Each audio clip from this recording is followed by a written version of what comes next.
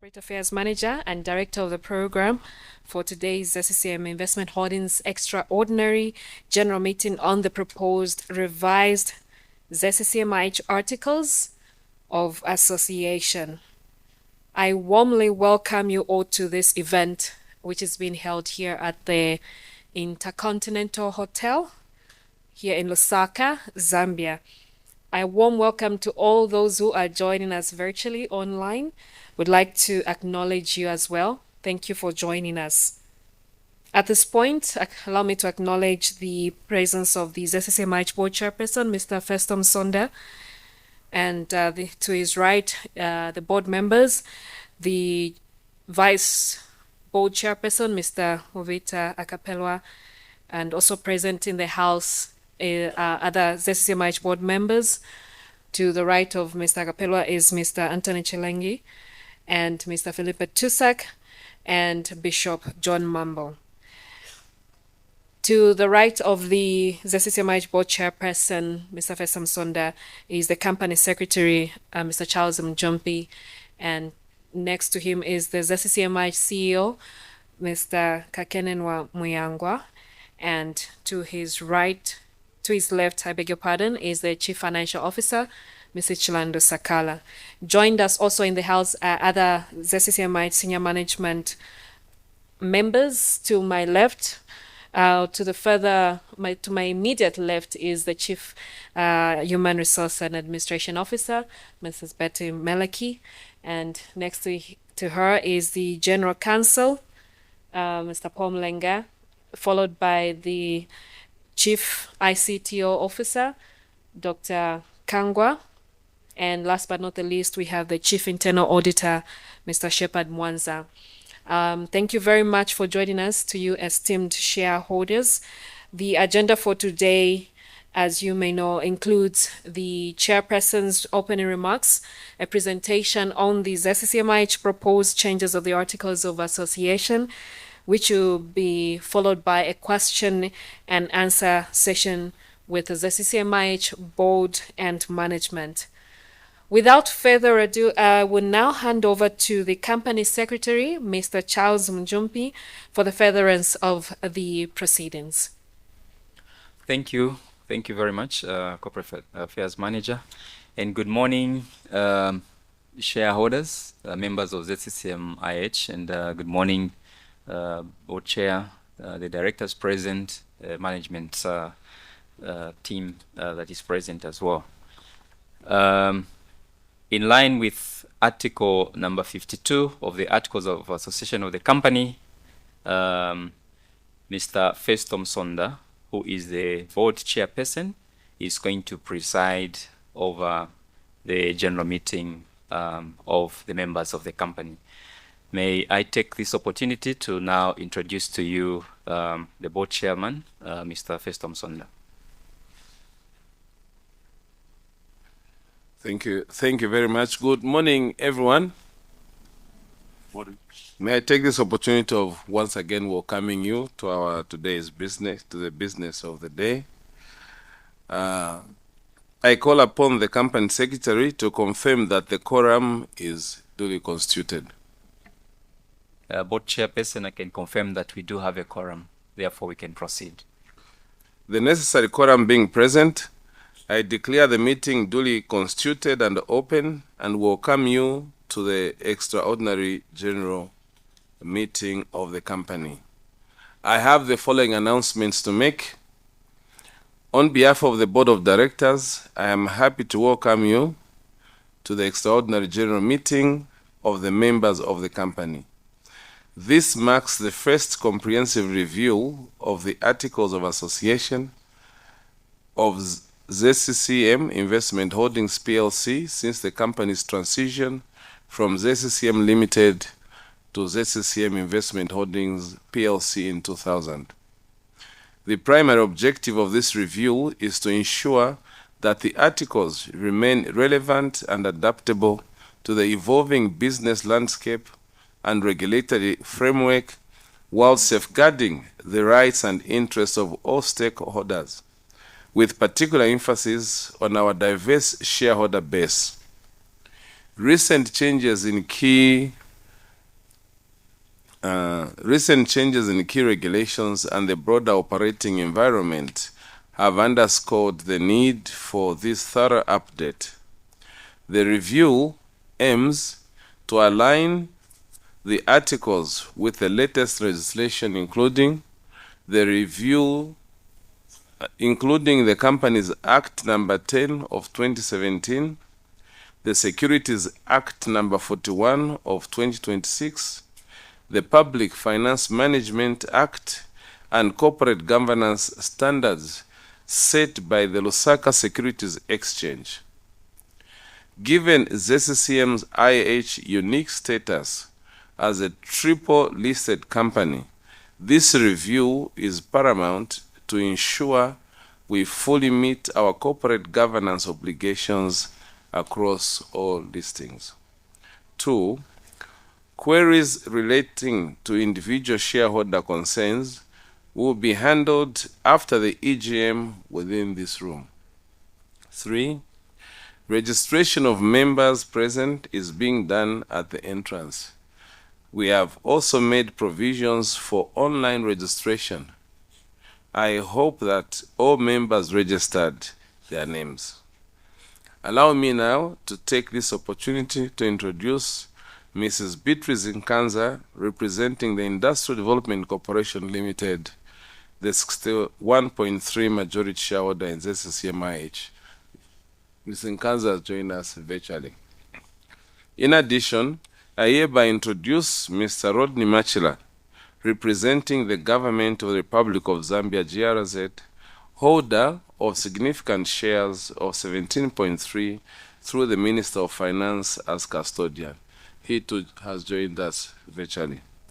I acknowledge the presence of Mr. Matete Sichizia, representing the National Pension Scheme Authority with a shareholding of 15%. He is right in front here. May I now also introduce the members of the Board of Directors of ZCCM-IH present here today. All are non-executive directors except for the Chief Executive Officer. Mr. Mobita Akapelwa, non-executive director and vice chairperson of the board and chairperson of the investment committee. He is seated right on my immediate right.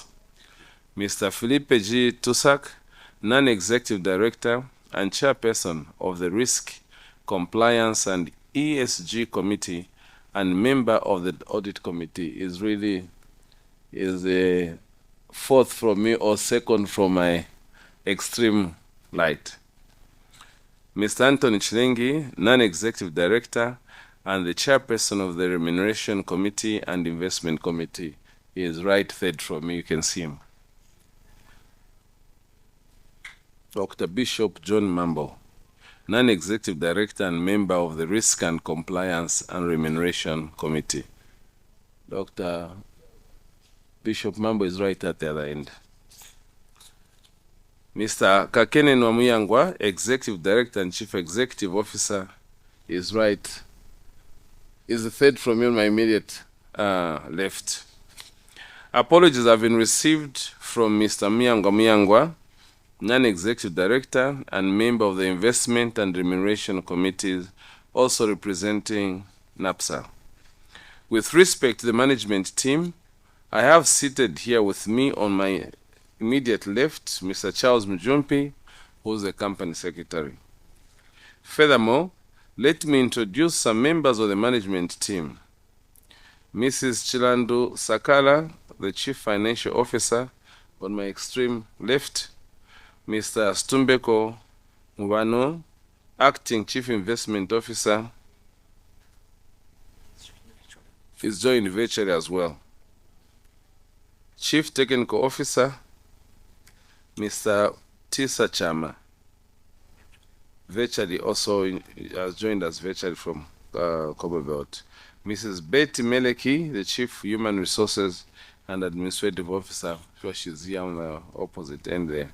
Mr. Shepard Mwanza, chief internal audit officer. Mr. Paul Mlenga, the general counsel. Mr. Gift Zulu, procurement manager, and also Mrs. Mwaka Mwamlima, the risk manager. The rest of the management team of ZCCM-IH are seated in the front row, and I will ask them to introduce themselves. Do we have a mic? Are they ready? Or we recognize you jointly and collectively? They should be busy out there, but I'm sure you'll see them. But you'll see them because of the preparation that has gone on to in this meeting, so they are busy around here working and doing what is necessary. In terms of apologies from shareholders, I have not received any apologies. Do we have apologies from members who have been unable to attend today's meeting? Thank you. If at all there are, those apologies have been noted. We also have present in the meeting our sponsoring brokers, Stockbroker Zambia, led by Mr. Jack Kanyanga, our transfer securities, COPSEV, COPSEV Transfer Agents Limited, led by Mr. Setri Nyapi. We also have representation from the Securities and Exchange Commission, as well as the Lusaka Securities Exchange. I now hand over to the Secretary to inform the meeting of the proxies received and to read the notice convening the meeting. Thank you so much, Board Chair. I'm in receipt of several proxies, and in the interest of time, I will not be able to read all of them. We have received a proxy form from the Industrial Development Corporation, holder of 60.3% shares in ZCCM, being represented by Mrs. Beatrice Nkanza, while as the Ministry of Finance, holder of 17.2%, is being represented by Mr. Rodney Machla, National Pension Scheme Authority, being represented by Mr. Matete Schija, holder of 15%. And we do have a number of shareholders that have appointed Director Tusak Philippe. Just to mention a few, Mr. Berry Michel, Mr. Clamp Thierry. We also have other pension funds that have appointed Mr. Kelvin Shiunga, who I believe has joined virtually.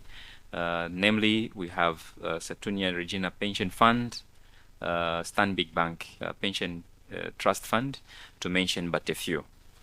Going back to the notice, members, the notice was issued on the 1st of October, and in part it reads, notice is hereby given that an extraordinary general meeting of the members of ZCCM Investments Holdings or the company will be held on Friday, which is today, 31st October 2025, at 10 hours at the Intercontinental Hotel Nalikwanda 1 Hall, Lusaka, Zambia, and virtually via the link that was provided.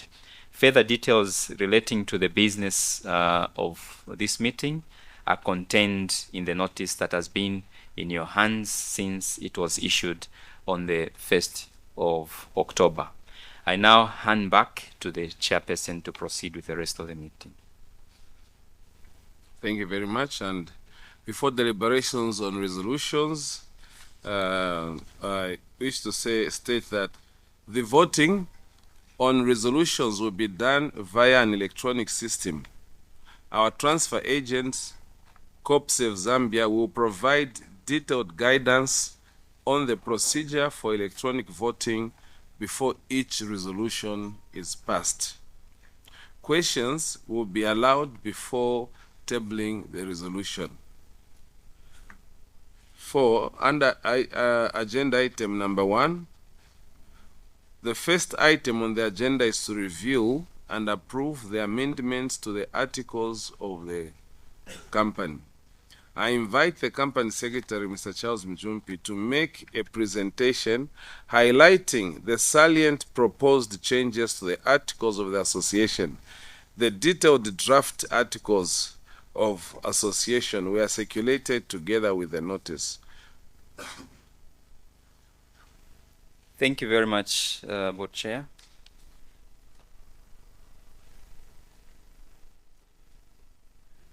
First, I'd like just to mention that the process of the review of the articles has actually taken quite some time, and the intention was to make sure that adequate consultation was, we made adequate consultation with the relevant stakeholders, but also to ensure that once we produce a product, it's a product that is going to be fit for its purpose, particularly that the business environment has changed significantly since ZCCM-IH became an investments holdings company in 2000. We did distribute or did share with all the shareholders at the time that we issued the notice on the 1st of October. We shared the detailed new articles of association or the proposed articles of association, but we also distributed a summary of the salient changes of the articles of association. Now, because of the passage of time, it was felt that we need to basically rewrite all the articles because the initial review was only done at the time when the company was transitioning in 2000. So this presentation will basically highlight those key changes that we have proposed for the members to consider reviewing and possibly approving. So regarding the structure of my presentation, of course, it's the introduction. I also talked briefly about the background and then the review process that we've undertaken, and a summary of proposed changes that is going to be presented to you members, and then we'll have the pleasure to have an interaction through a question and answer discussion. So by way of introduction, basically this slide just shows the fact that the IDC, or Industrial Development Corporation, is the majority shareholder, and therefore if you hear any reference to majority shareholder in the articles of association, in the recitals we have actually indicated that it is the IDC. Then the National Pension Scheme Authority holds 15%. The Minister of Finance holds 17.3%, and then the rest of the shareholders in aggregate of 7.4%. We also just acknowledge the fact that we are listed on 3 stock exchanges, primarily on the Lusaka Securities Exchange, London Stock Exchange, which is a secondary market, as well as the Paris Euronext in France. Now, the proposed amendments of the Articles of Association are meant to ensure that, 25 years ago, the business environment was not as it is today. There are a lot of digital platforms that have influenced the way business is conducted, but also in terms of the objectives and the opportunities that are presented to businesses world over, that has changed, and that has influenced this entire review. Further on, I did mention that at incorporation, or at the transition in 2000, the current articles of association were approved by special resolution in 2000, specifically on 21st of June 2000. And then there was a minor amendment that was undertaken when the company was undertaking what is referred to as the balance sheet restructuring process, where a few minor changes were made, which I will also highlight, and that was in 2014. Now, before that, we did have the Companies Act of 1994. But following the enactment of the new Companies Act number 10 of 2017, and the Securities Act number 41 of 2016, and the attendant Lusaka Securities Exchange Commission listing rules, and the various pieces of legislation or regulations that govern the conduct of business we noticed that there were quite significant gaps which needed to be closed by way of revising these articles and making them relevant to business. Now, shareholders should be comforted that these changes are not meant to disadvantage any shareholder. In fact, they are enhancing the rights of a shareholder as is expected.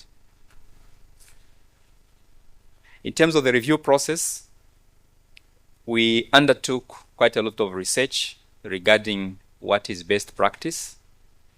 There was a lot of consultation as well with regulators, particularly on the primary market, which is the Lusaka Securities Exchange, but also some consultation on the London Stock Exchange and a bit of review of some of the regulations on the Paris Euronext and how the changes to the articles would, align to what is prevailing on the various stock exchanges.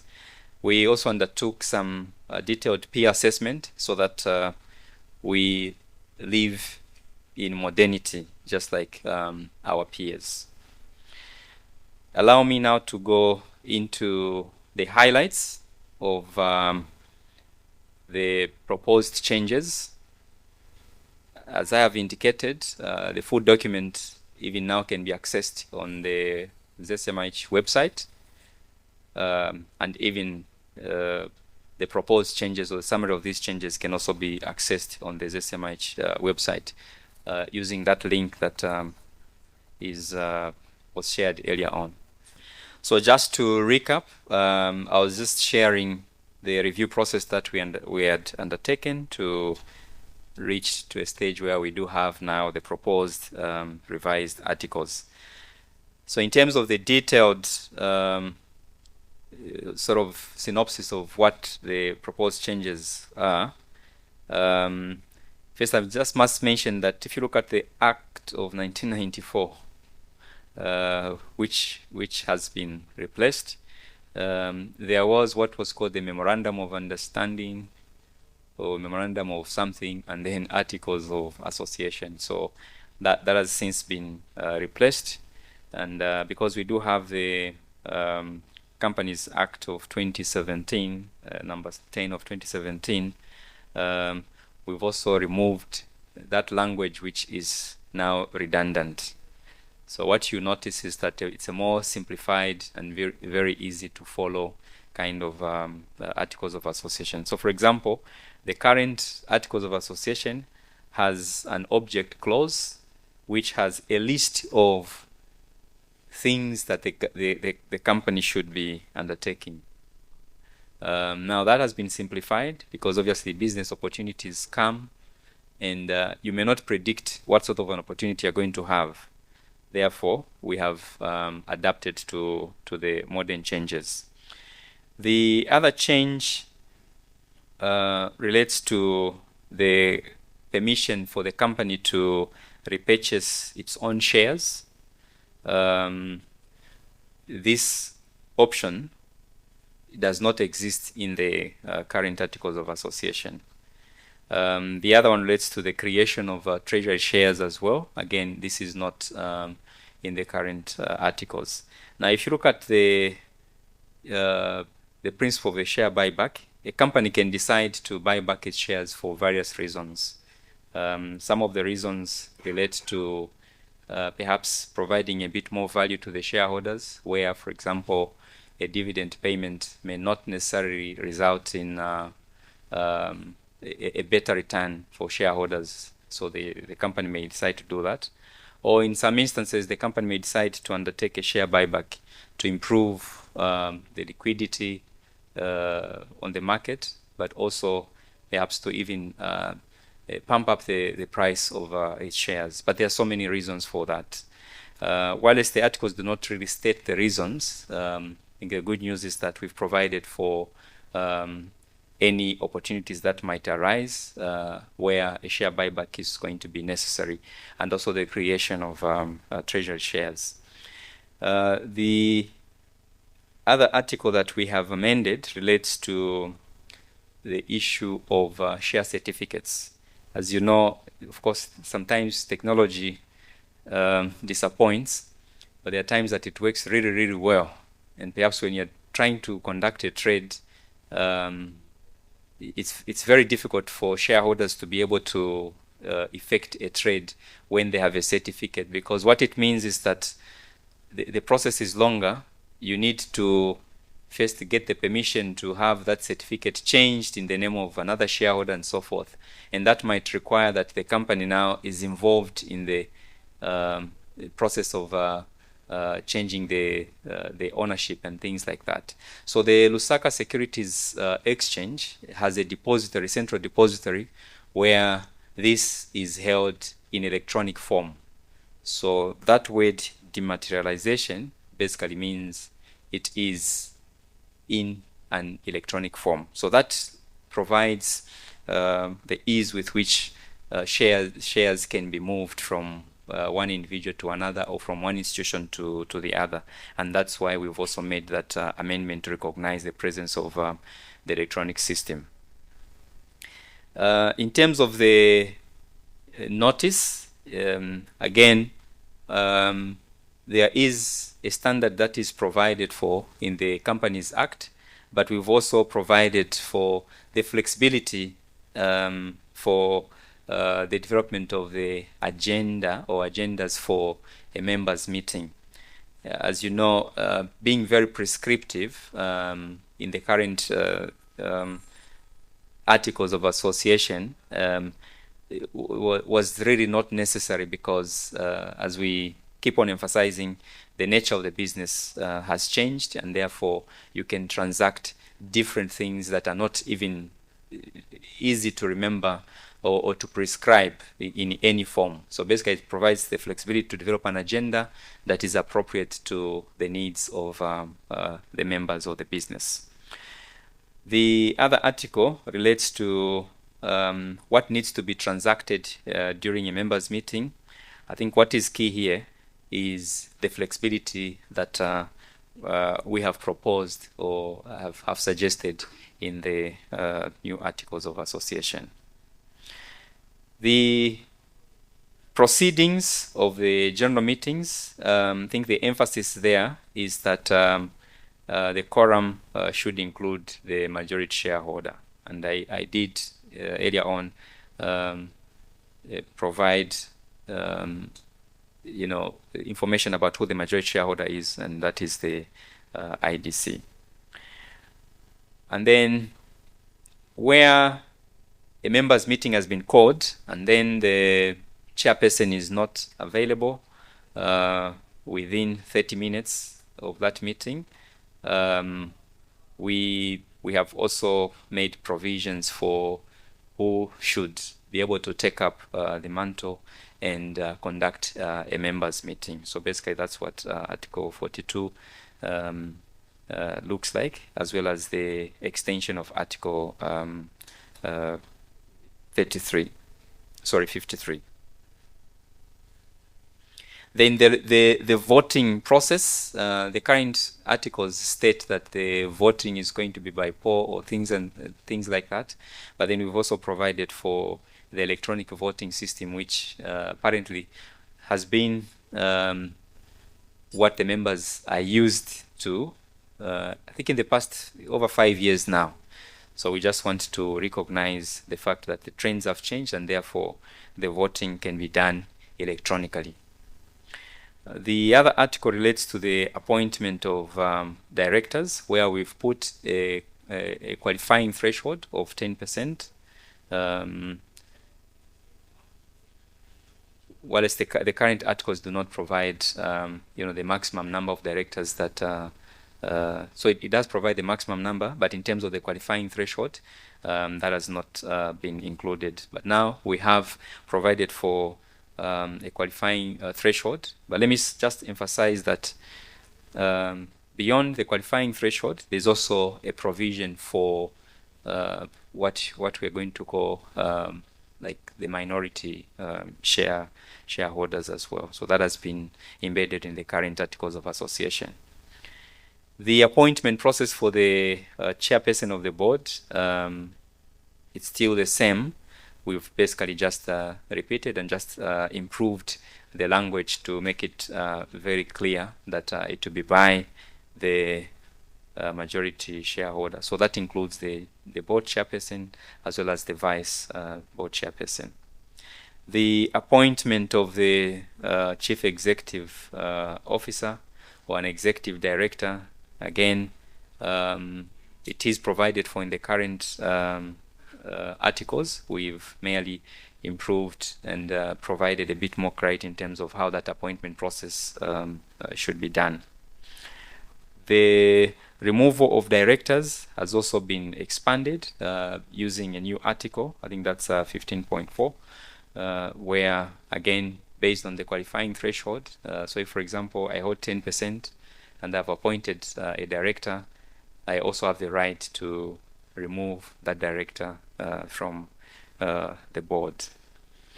The remuneration of directors, I think this was there.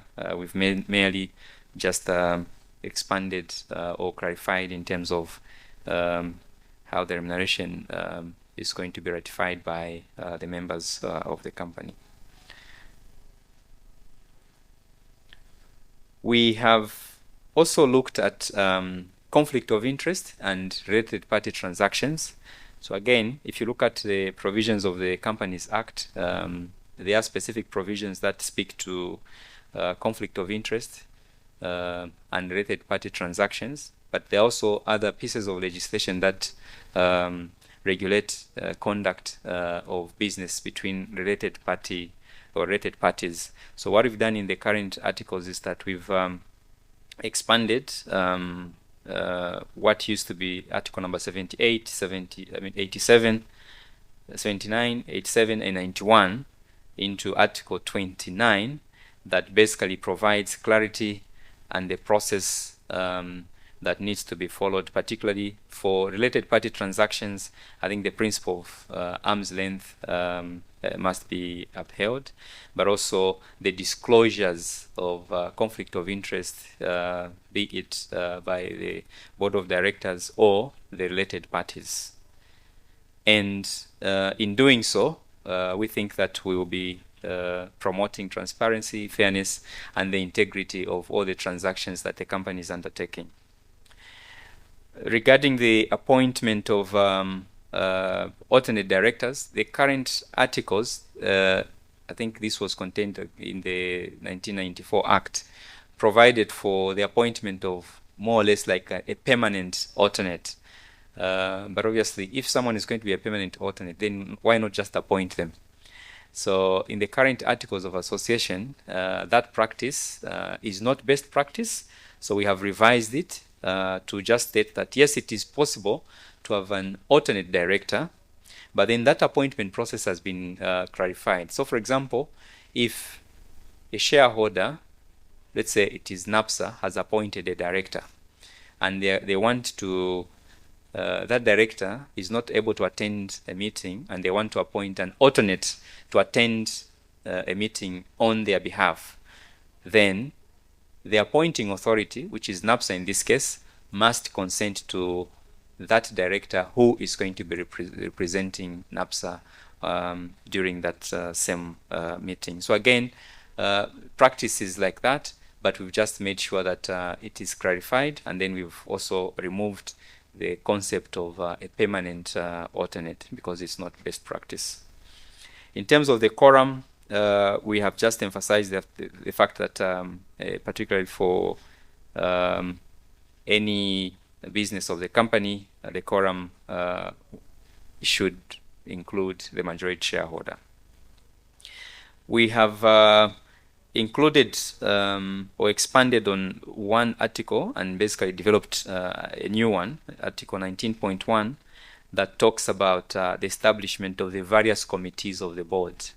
Maybe 25 years ago, again, there were a few committees that were envisaged, but now business is changing. So, for example, you heard that Director Tusak now heads the Risk, Compliance, and ESG Committee, which is a brand new committee and relevant to where business trends are moving. Therefore, we have expanded that article by allowing the company to establish the necessary committees as is needed. There's also a new article relating to the co-opting of members. So these are experts that provide specific support, maybe to members of the committee of the audit or the remuneration or investments committee, as the case might be. Now, the Companies Act provides for this concept explicitly, so we basically just included that into the current articles. The current practice has been that for co-opting members, in the terms of references for any of these committees, they would then develop their own TORs and mention that they'll be able to identify any member to be co-opted into that committee. But instead of leaving it to a committee, I think it's best practice that this concept or this proposal is in the revised Articles of Association to allow the company the freedom or flexibility for any committee or even the board to co-opt any expert that is going to provide the necessary skills or necessary support to the members of the board so that they are able to discharge their duties properly. But just to mention that obviously the Companies Act provides for the limitations in terms of the powers of the co-opted members. So these are not directors of the company. They are just experts that are called specifically to provide their expert advice to the board members. Regarding the borrowing powers, I did mention that in 2014, the shareholders already approved a revision. Initially, it used to be $700 million, but now the shareholders in 2014 approved the borrowing powers of the directors to up to $1 billion. So again, it's this article is still there, except that it was sitting in a separate resolution because a comprehensive review had not been undertaken at that time. The appointment of the Chief Executive Officer, again, we've just provided a bit more clarity, but also created a new article, which is Article 22, that speaks to the process of the appointment, but also the fact that the majority shareholder needs to approve such an appointment. The appointment of the company secretary, I think this is in line with the Act. So basically we are just identifying or recognizing that section of the Act that talks about corporate governance and the role of the company secretary and the relationship between the company secretary and the board and how they are appointed or removed from office. There is an inclusion of the appointment of the Chief Financial Officer, which basically aligns with the group policy, and this requires that the majority shareholder ratifies such an appointment, not necessarily approval, but the ratification of such an appointment. Regarding the keeping of the company seal, again, this is basically in line with the standard articles that were issued after the release of or the enactment of the Companies Act of 2017. So how it is kept and the fact that you can even have an electronic seal, so it provides for that as well. There is also an expansion relating to the declaration of dividends. We have removed a specific date because in the current Articles of Association there was a specific date mentioned when a dividend could be declared, but we think that that is impractical and the dividend can be declared anytime as the directors assess that proposal. Therefore, the date has been removed. But also, we've aligned it with the group policy, which basically requires that the necessary solvency tests are conducted and things of that nature. Regarding the payment of dividends, the current articles state, dividend mandates or checks and so forth, and those things maybe were phased out like 10 years ago. So now we've made a provision for electronic payment of dividends, which we already do in any case, but we've just sort of emphasized that as well. Regarding the notices, we have also included the fact that we can issue a notice electronically. So instead of saving a physical notice or put it in a post box, not sure how many people still have active post boxes. Now we've gone electronic, therefore we can send the notice via the various electronic platforms that are approved and in line with the relevant act that talks about electronic communication. The other processes that have just been revised in line with section 22 of the Companies Act relate to the winding up process for the company. I think if you want the details, you can refer to the document that was circulated, and that is article number 25. The other article relates to the tenure of the board of directors. The current articles do not indicate the tenure of a director when they are appointed, and best practice requires that there is a specific tenure, and in this case, if you look at the banking sector, I think it's like 6 years maximum. But when we look at our peer, corporations, what we have proposed is that the tenure is going to be 3 years, and then it can be renewed 3 times. So basically, a director can serve on the board for a maximum of 9 years. Then the emphasis again is around the provision relating to a share buyback, which I again talked about, to allow the company to conduct a share buyback whenever necessary. But also, there are different classes or different aspects of a share buyback.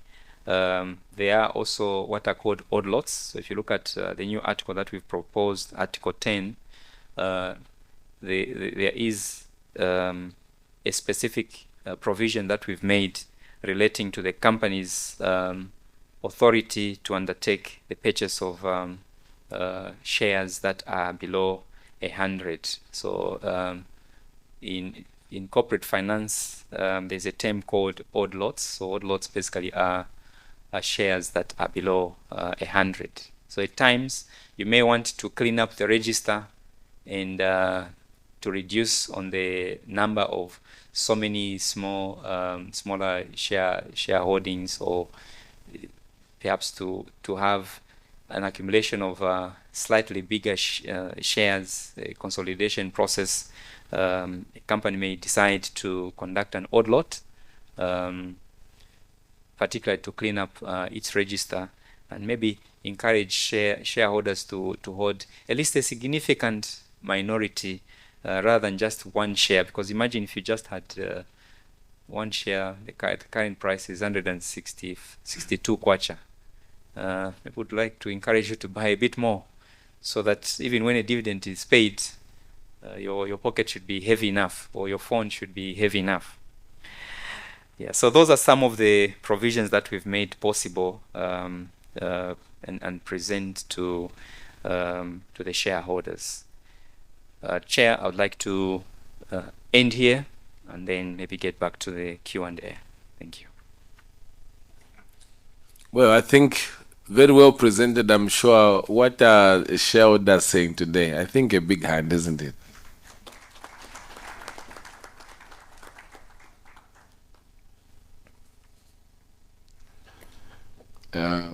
Before the articles of association are adopted, I invite questions from the shareholders, which will be answered by Mr. Charles Mujumpi, our company secretary, and other members of the management team. As this is a members' meeting, I emphasize that only shareholders are allowed to comment or ask questions. As you comment or ask questions, please introduce yourself and the town or country you are from. Questions should be concise and relevant to the matter under discussion. Shareholders are reminded to exercise due consideration to avoid unduly delaying of the progress of the meeting.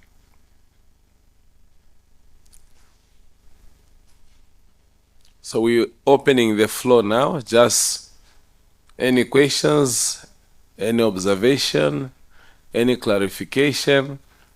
We are here. We have presented these articles. Before you actually vote, you are free as shareholders to really make a comment, make a relevant question to the business of the day. That's why we are here, to duly consult you. So we open the floor now. You can just raise your hand, and I'm sure either a mic will be brought to where you are so you can go ahead. There's a question here. Yeah, right on that pillar. Thank you very much. My name is Christine Chibawatsanga. My question goes to the encouragement that we have received. Okay, the time we were buying shares, there was an advert. So how do we go about increasing our shareholding? Thank you.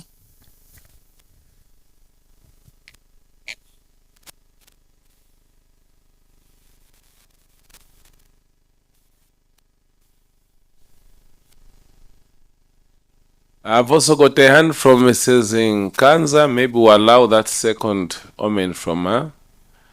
I'll ask the tech team, since she's been attending virtually, to take note that there's an observation from Mrs. Nkanza. Mrs. Nkanza, if you are with us, I think you can go ahead and comment.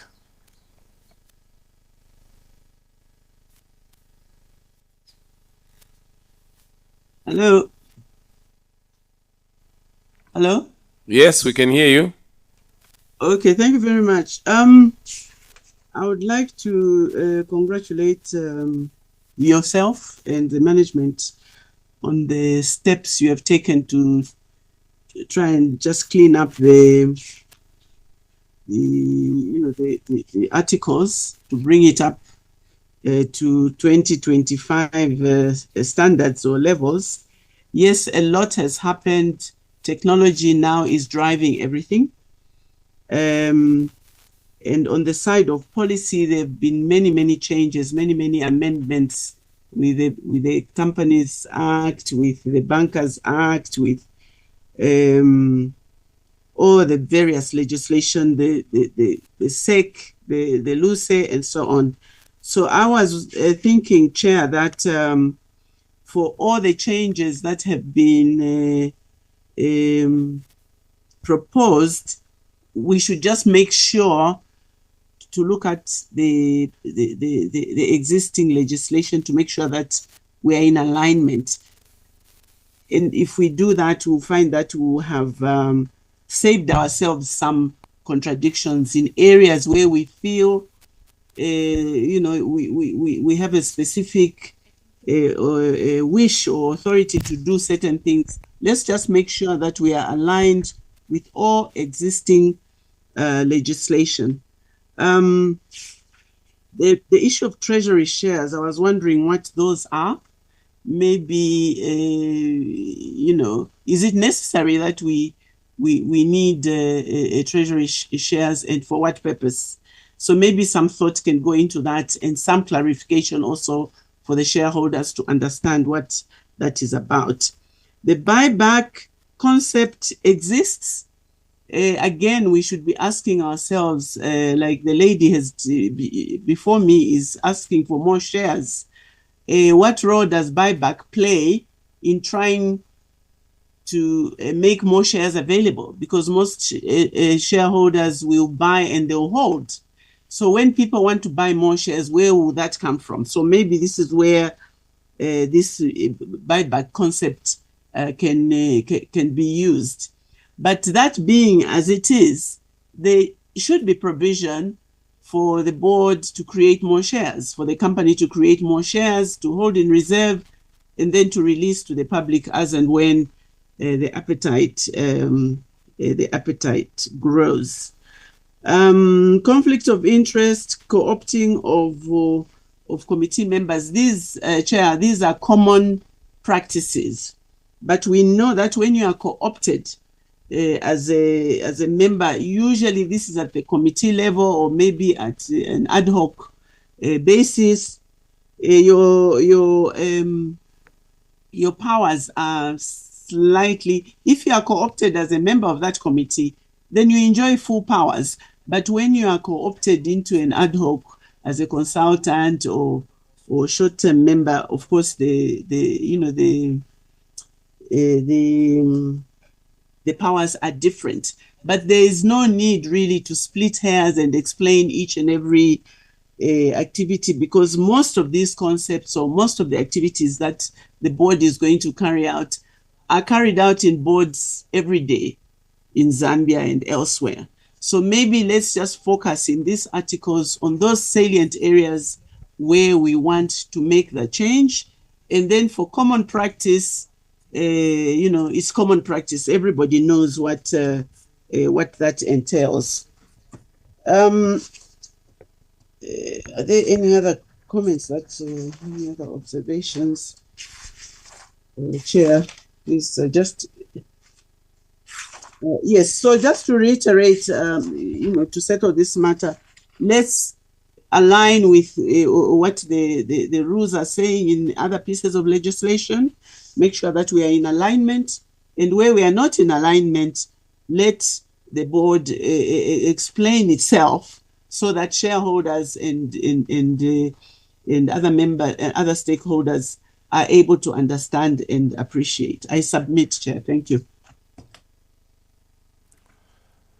Thank you very much. I think that was quite elaborative from our Mrs. Beatrice Nkanza, representing the Industrial Development Corporation Limited. And those who had the other question, I think I'll allow Mr. Mjumpi just to give feedback initially, then we can add some more. But well noted, and thank you very much for that kind of leadership and comment, Mrs. Beatrice Nkanza. We do appreciate. Thank you very much. Thank you, Chair. The first question relates to how do we increase the number of shares, if we want to buy some more shares. I think one of the shareholders referred to an advert. I think that advert related to an activity that was promoted between 2015 and 16, where one of the shareholders wanted to offload part of their shareholding to the market, and that is why there was that advert. But in terms of the process of buying shares, first let me be very, very clear that we are not promoting, we're not marketing the shares of ZCCM-IH because it would be against the rules. But in terms of the actual process of how to buy shares, you can actually see any of the brokers that are listed on the Lusaka Securities exchange that are approved by the Lusaka Securities Exchange. So they will basically help you with the actual process of buying shares. But what we've also done is that on our website, there's also a very short process that we have indicated, which basically says you go to a broker and then you place an order. When the shares are available, they notify you, you buy, and it's as simple as that. So basically it's matching what you need and what is available at an agreed price. And just to maybe reiterate what the board chairs mentioned relating to the insightful comments from Mrs. Nkanza, that yes, we need to make sure that the articles of association are aligned with best practice, but also with the various pieces of legislation. Just to assure shareholders that that is why we've taken some time to conduct a very detailed analysis of what is existing, the pieces of legislation that are available now, and then where the business is going. So there are different teams that have been working on the articles of association. There's been a back and forth. The board has also had a series of sessions where they asked the same questions that Mrs. Nkanza has asked, just to make sure that we live up to the expectation of the shareholders, but also do the right thing and not conflict any pieces of legislation. And that review has been conducted, and that is the product that we have. I don't know, CFO, did you want to talk about the treatment of treasury shares? But maybe I can start and then you can pick it up from there. So for treasury shares, there are different reasons why a company can create or can have treasury shares, and whether it is necessary or not. I think the issue is that we've made a provision, but in terms of how it works, the company is going to go in the market and buy those shares, which will not have, buy its own shares, but it will not have, those shares will not have voting rights. I think the accounting treatment, I'll leave it to CFO to elaborate in terms of the accounting treatment of that. And then eventually, perhaps the number of issued shares is so large that even if the company issued additional shares, if they have a plan, for example, to raise additional money on the market, those shares may not be adequate. So they will hold, the company may buy those shares, hold them in a treasury in inverted commas, and then at the right time offload them back on the market, perhaps when the price is right, and then there's additional capital that needs to be raised. So it's common practice world over, and even the current model articles of association that you find on the PACRA and so forth, those provisions are there. Now, there may not be need now to do this, but remember, we are providing for even future opportunities that the company can pounce on should the need really arise. Regarding the share buyback process, I must mention that first, any repurchase of shares requires that there is shareholder approval. So the company will not unilaterally do or conduct a share buyback, because, like has been observed, it is possible that you might have the actual opposite effect of what you're trying to do. Example, others want to increase the shares, the number of shares. Now, if you go in the market and then buy back, you can be reducing the quantity of the free float. So it's a process that requires a lot of consideration in terms of how it will work. We will talk about it if the company wants to undertake such an activity, but it's a provision that we have made so that we don't have to again get back to the shareholders and say we need to amend just one component to provide for this. So again, we are looking at future opportunities for such kind of corporate actions that may arise depending on the different markets that the company is playing. And remember, we are on 3 stock exchanges, so it is possible that one corporate action might be adequate or might be appropriate for one BAUS, but it may not be adequate for another BAUS. So again, it is something that is based on the circumstances and has to be weighed against the benefits or the costs and benefits of undertaking such a corporate action. Maybe CFO, would you like to just share a bit more about maybe the accounting treatment, particularly on the treasury shares and how they're brought back to provide value to the company? Maybe just before she comes in, interesting, I mean, maybe you may just need to re-clarify, explore, because the comment was that, wow, the company buy back, because the idea of the earlier comment was that shareholders buy to keep. Now, it's better to clarify the buyback process. Is it only at the instant of the company or in another platform? It could be initiated by the shareholder trying also to sell. So I think just clarify. I think that's a critical point. Just clarify on it. Yes. So again, I think in terms of the first from a regulatory point of view, let me emphasize the fact that these processes are subject to the review and approval of the various regulators that we have, particularly on the primary market. We have the LUCE and also the SEC. But the share buyback, if you look at some of the case studies that you find, particularly in Kenya and South Africa, some of them are initiated by, it's a request that maybe some shareholders make.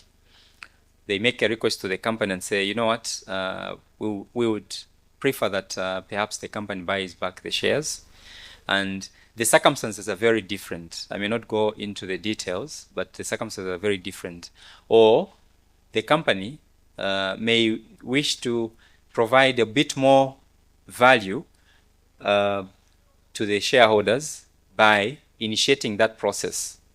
But whether it is initiated by the shareholders or the company, the fact is that it is subject to regulation and the approval processes by the shareholders. Because if, for example, a shareholder feels that that process will result in them being worse off, of course they are not going to approve. But if, for example, they think that there is value in such a process that the company is undertaking, then obviously the shareholders will approve. I hope I have clarified, Chair. Yeah, thank you very much. So, CFO, I think you can add on. Thank you.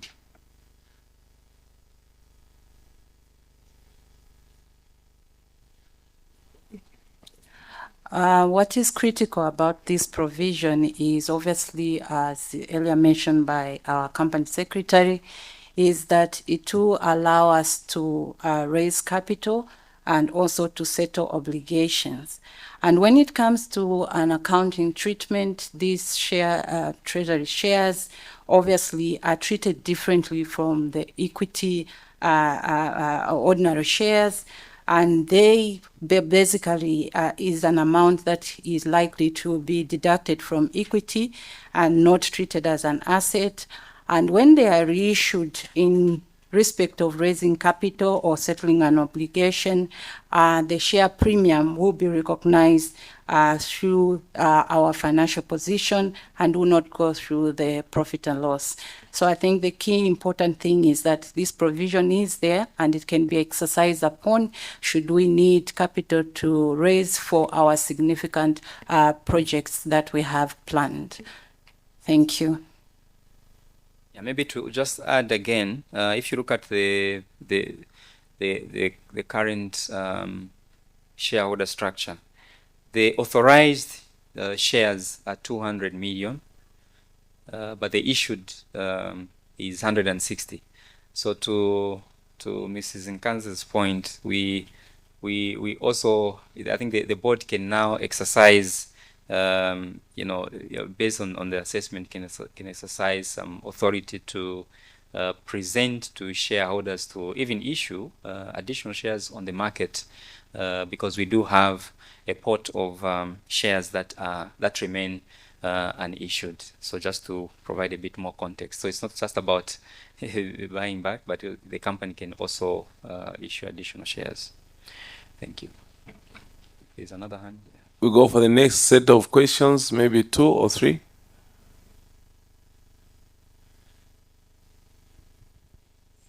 Test on 2. Thank you. My name's Richard Sikazwe, Lusaka.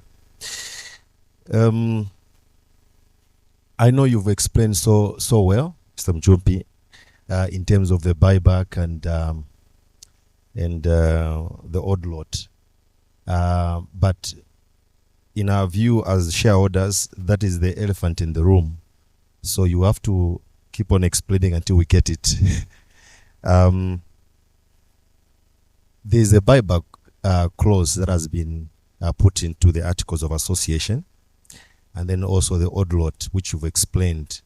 The issue with the minority shareholders, especially in the Zambian context, the Zambians, is that we feel this is an investment from us as Zambians. It's an opportunity that we had. And just like the other people were mentioning, if there's an opportunity to increase that, I think most of us here would be glad to do that. I also want to know from you, how many minority shareholders do we have, of Zambian descent, who are there? Are we clogging up your records in that sense, so that probably if there's even a way that they can be grouped into one, so that probably there's a representation, if that is clogging up your books, that can be done, because we feel that the government then, when they initiated this, it was to empower the Zambians. I'm aware about the 3 stock exchange that you've mentioned.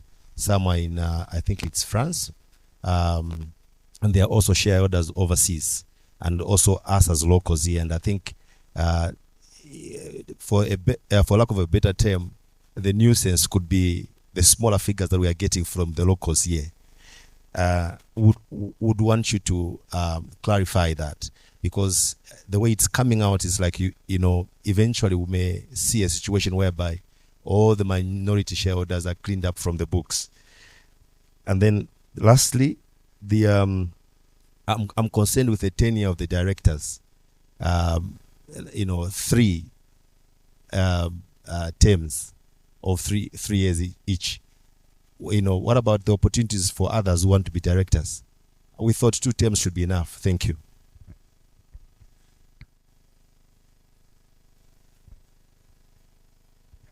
Chair, maybe because Mr. Skazu has asked a lot of questions in one, maybe let me, before I forget, allow me to reply to those questions. Please answer, and I think as you respond, please assure the Zambian, when we say clogging minority, it's not meant to attack any, especially in the Zambia, but I think it's in the context of mention the London, especially where there's no trading, people holding certificates are known, maybe they died years ago. So I think bring that out, Mr. Mujumbi, just to clarify. Thank you very much. Mr. Skazu, just to assure you that all our shareholders are valued shareholders, and there is nothing that is going to be proposed that will make any shareholder worse off. Remember, there are also clauses to do with minority shareholder interest protection clauses. So please, let's start from there. Be assured that you are all valued as shareholders. Maybe just to provide a bit more context around, let's say, the odd lot offer, I will just give an example that, I will expand on the example that the board chair has mentioned. So on the London Stock Exchange, when ZCCM was listed in 1970, around June or thereabout, that was the primary listing. The shares were listed primarily on the London Stock Exchange.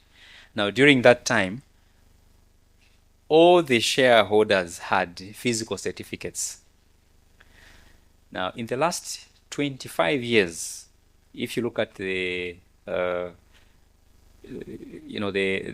market activity on the London Stock Exchange, I think if there have been any trades, maybe they are less than 10 in the last 25 years. In the past 3-4 years, 0. Now, what has happened, particularly for those shares that are still on the London Stock Exchange, as Chair has mentioned, 1970 and today, assuming the person that bought the shares that time was maybe 30 years old. So you add 1970 up to today, it's possible that perhaps those shares or the certificates, maybe the owners are too old, or some of them have even died. We do receive occasionally, when we send, let's say, a notice, somebody says, stop even sending this notice because I don't even know that I have I have a share there. Now, what that does is that we have a certain number of shares that we cannot really trace. We can't reconcile that process because for you, Mr. Skazu, if we send you a notice to come for a meeting, you are here. So we know that you're active. But on the other side, on the London Stock Exchange, quite a number, even the dividends, they bounce back. We have to get back the money, resend it, and then again there's no response and things like that.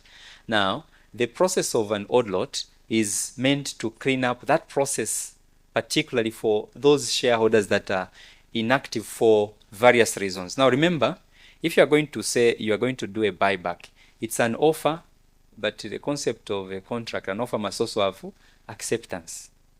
So it's not that when someone says there is a buyback, they are in London and they realize, oh, the company wants to buy back this so that they can reconcile their books and have a clean register. So that you don't say, out of the 160 million, 10 million, we don't know who the owners, all the shareholders are. So it's meant to ensure that there is that process.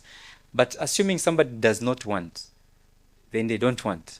So it's just a way of saying we want to identify who the shareholders are. For those ones that in Zambia, thankfully, I think we don't have that problem because most of these shares were bought around when the company was, the listing was brought to the Lusaka Securities Exchange around 1996, thereabout. And then a public offer was in 2013 and 2014, and then an additional offer was made around 2015, 16, thereabout. So we don't really have that issue with the shareholders in Zambia, as well as in France, where we have a very active register there. We are able to tell what's going on. And in fact, if you check in terms of the volumes that are being traded, you see a lot of activity on the Paris Euronext. So please, it's not a wipe out.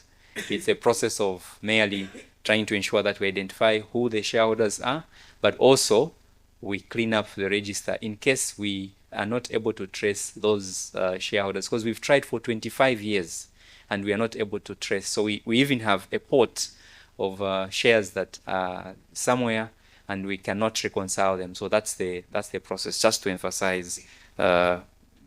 Skazwe. On the tenure, I hope, Mr. Skazwe, that is okay.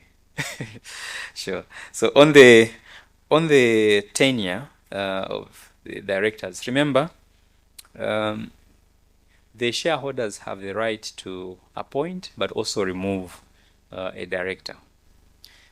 So when it is said that the tenure is defined as it will be up to 3 terms, yes, it might appear excessive in inverted commas, but remember, if you look at best practice and the nature of the business that we are into mining and energy. And look at the sector that we are in. They are quite long-term in nature. You also want to really make sure that once you appoint directors, you get full value from the directors. Perhaps a project is going to start. And can you imagine you start a project, they're carrying a certain vision on your behalf as shareholders, and before long, there are significant changes that are made to the board. It's possible that we can also disrupt the future of the company, which might result in eroding shareholder value. But just to emphasize the fact that the shareholders have the right at any time to appoint or remove a director. So it does not remove your right to exercise your right as a shareholder. Thank you for that. I think that was quite a loaded and nice questions. But I think just to emphasize again, when you are listed in 3 different portfolios, ultimately, you see, because of the activities that is coming in, you find that people in London, in Paris, and also maybe we have seen the activity on the Luce, for example, but other shareholders are also saying, we need to seamlessly, I need to be, if I'm in Euronext, to be able to trade maybe on the same value, maybe in Zambia. So we need to look at legislation that will ultimately optimize. So the issue of cleanup, it is normal, and even that allotment, I'm sure the buying, is still subject to a regulation. I think we are a listed company, which we cannot just absolutely decide what to do without a regulation, and shareholders are protected. And I think to emphasize on the tenure, yes, the shareholders can decide. Remember, they're saying actually the appointment is 3 years, so we should look at the single appointment. Shareholders, after 3 years, you have a right to review. It's not an automatic transition that from the 3 years automatically you go in another term and the other term. Shareholders actually are given the mandate, right? After that's 3 years to decide. But even before the 3 years, if shareholders, the powers you have is a double-edged knife. The powers that appoint can what also? Can remove. So the powers of the shareholders is vested in you. You can appoint within the 3 years. If you're not happy, you can remove. But every 3 years, you as shareholders decide, should we reappoint this person after 3 years? So really, the bridge and the governance is well structured. It's not like a 9 years term to say, and once appointed until it goes in. No, it's not like that. So I think shareholders, when we look at these things, we're looking at it from a fair point, and I think we're comparing peer practice, what is going there. But read the 3 terms that there's a break where you have a discretion to appoint, and also as shareholders, really, even within the 3 years, you still maintain the right. So there's really nothing that you're giving away in that article. So just to emphasize. I think there's some more hands. Maybe, yeah, before our next one, Mr. Rodney Machina is online now. You may come in, then we'll take the other 2 hands. Just be on standby, please. Thank you, Chair, and we wish to congratulate you on the proposed amendments to the articles of association. I just wanted to mention that shareholders often have a performance management system where their appointed board members are appraised, and usually they are key performance indicators. So with the proposal of a 3-year tenure of 3 years each, I would want to believe that each particular shareholder would want to appraise the performance of the institution and also their appointee. So I think that shouldn't worry us much, because everyone is interested in performance, and if a particular appointed director to the board from a particular shareholder is not performing, then there is recourse to withdraw such a director of the board. I thank you. Well put. I think that compliments, but coming from the representative of the significant shareholder, that's well put. We continue with the next set of questions or comment. Please go ahead, the 3 hands.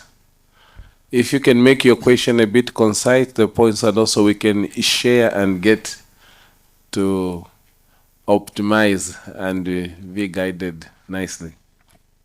Shareholder Mike Momba. I would like to say that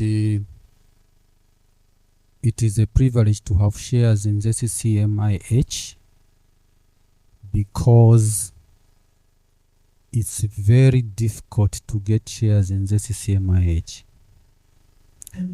Now, the thing is, it shouldn't be that difficult, because ZCCM-IH is sitting on a very big resource, national resource. There are all those mines there. So the Zambian public would like to participate in the national cake through availing shares on LUCE.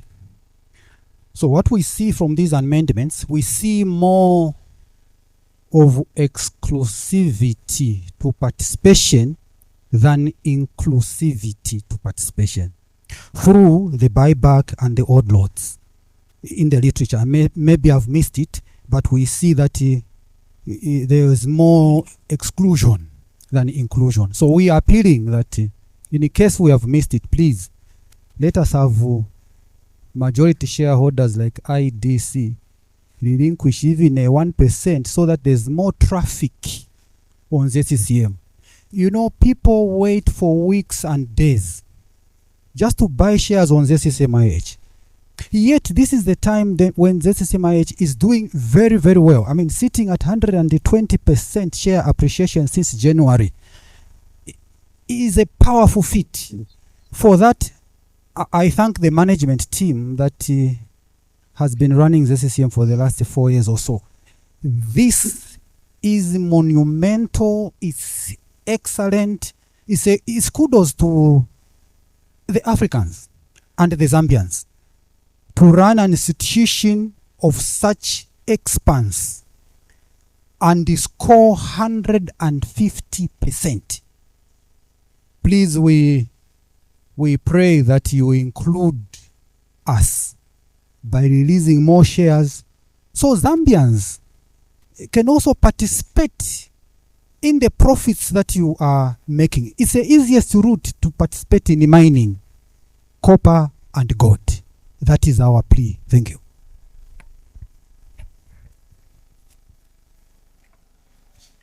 The next question.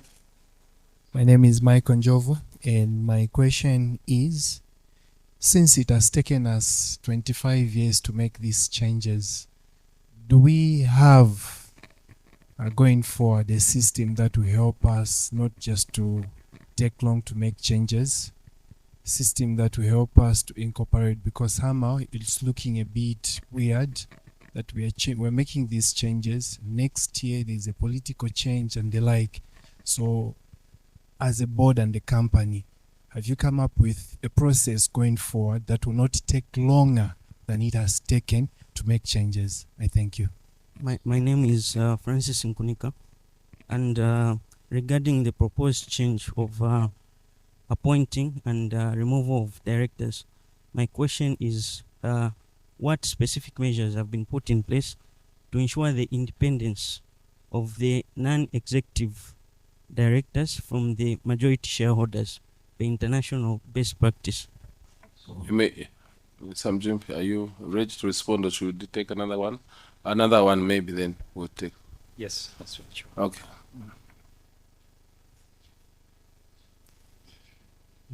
Mkerabai, I'm a shareholder.